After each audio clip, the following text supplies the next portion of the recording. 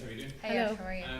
Aoife, how do you go about picking up the confidence after Saturday and getting straight back into it against France now this weekend? So we always say, kind of on a personal level, I take 24 hours after the game to kind of feel sorry for yourself, and then after that it's just put in the back of the mind. We're obviously very lucky that we're together as a squad now, day in, day out. So when we were actually away from the squad on the Sunday, when we came home, I just wanted to get back into camp and be around the girls. That's your crutch, and that's who you sort of lean on. And straight away from that, the analysis was done, and Monday we were on to France and on to next week, and the past is in the past now with Wales, and we're just looking forward. Between 15s and 7s, you've obviously been around the rugby circuit a good while. Yeah. Have you got better at kind of dealing with that down the years in terms of taking your 24 hours and parking it? Yeah, absolutely. I'd like to say it's a thing that comes with age. I'm obviously a senior member of the squad now. I've been around a long time, but it is something that you learn. You learn to deal with your emotions the longer you're in camp, but also it's the players and the coaching staff that you have around you that help you get through that. And whether it's 10 hours or 24 hours, you just have to move on and look towards the future. Dorothy, we were just chatting to John there, and he was talking about the improvements you can make from the first half, where even though it seemed like there was a big size and power disparity, what is it that you can see that you can specifically zone in on this weekend and pick out? Yeah, we actually had a very positive session this morning. We worked on our detail around the scrum and went at each other a good bit. Like, there were some tired bodies, but we really got into it this morning. Another thing would be our maul defence. So we were focusing on those two aspects massively this morning, and we'll be fairly tearing into each other this week. So kind of aggression, contact, some stuff around set piece that we're all trying to nail down this week. And just finally then for me, this weekend, France, home game in Cork, should be a decent crowd out of it as well. Yeah. Do you think that can get an extra few percent out of you as well? Oh, absolutely. You always go out to play your best, obviously, but like the two of us are from Munster, and like our whole family will be there. You don't have the commute, they're coming to your house per se, so it definitely is an added boost, and we're very much looking forward to the French game, and all guns blazing towards it for us. Dorothy, I'll just ask you about France in particular. What do you expect from them? Well, they're clinical, they're fit, they're strong, they're well versed, like you've seen at the match at the weekend. Studying their set piece there this morning, and we went out to our session with specifics on what we want to do this weekend.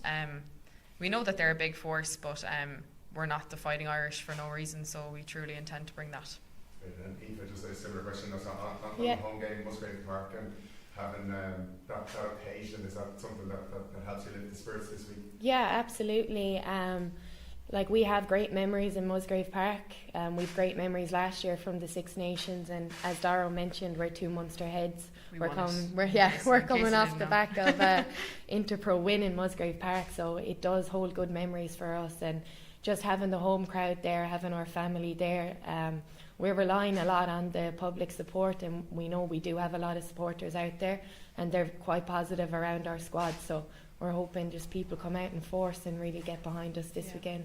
Right, thanks. Thank you.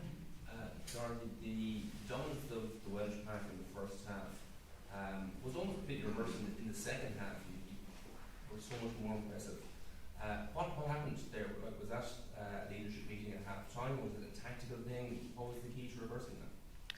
I think it was a testament to our ability to problem solve, to look at what had happened, how we fix it. Like Siobhan McGrath, I know there was a lot of talk about her being 18 and however many kg, but she fixed that problem. She fixed that problem in the first half, and she really stood up to it. And you know, it was a big challenge for her, but I really thought she showed up when she had to. And then second half, you bring Christy Henney on, who's like an experienced scrummager. She locked it down. So I have nothing but good things to say about our front row in terms of how they reacted to what happened, and in terms of how Christy, Linda, Niamh O'Dowd added huge impact. Niamh Jones was there to steady the ship the whole time, how they spoke to each other, how they problem solved, and how we won like some of the scrum bits then in the end. So it was positive in that sense, because obviously we weren't happy with how it went at the start, but in terms of how we turned it around, it was positive. And for some of the younger, less experienced players in the squad, how important is that second half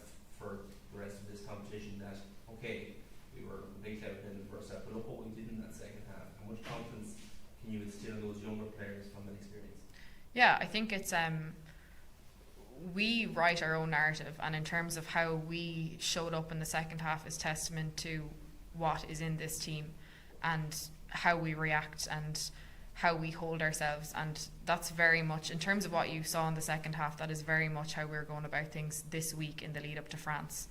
So we're a very close group, like we have each other's backs, there's no doubt about it. And in terms of that open conversation, the criticism, the taking feedback, that is on a whole other level this week for us, and very proud of us actually, you know, in terms of how we're going about this week.